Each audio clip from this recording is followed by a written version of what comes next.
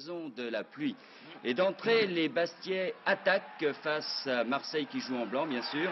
Et sur l'aile droite, Rep fait des merveilles. Il faut dire que la télévision néerlandaise est là pour l'observer. Alors, comme Rep veut aller en Coupe du Monde, il multiplie les centres et Mijon, lui, multiplie les arrêts.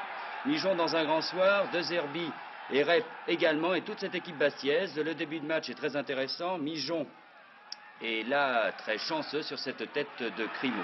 On se dit que la défense marseillaise va céder.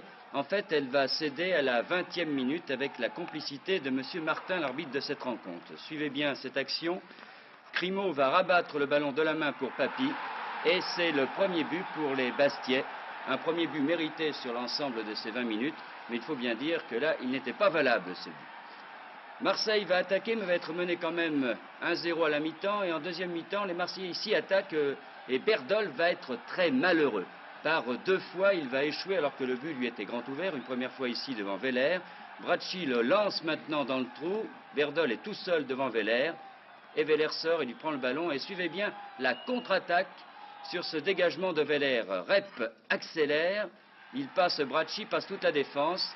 Serre Crimo sur un plateau, c'est le deuxième but Bastiais, un deuxième but qui condamne définitivement les Marseillais qui vont souffrir en fin de rencontre sur la pression des Bastiais absolument déchaînés. Il faudra du grand Mijon pour éviter à Marseille une défaite plus lourde, mais les avant-marseillais ont raté beaucoup trop de ballons pour pouvoir réussir à l'extérieur une bonne performance. Quant aux Bastiais, ils sont maintenant à 5 points de Monaco et de Nice, et ils disent que, ma foi, ils pourraient jouer la Coupe d'Europe encore une fois l'année prochaine.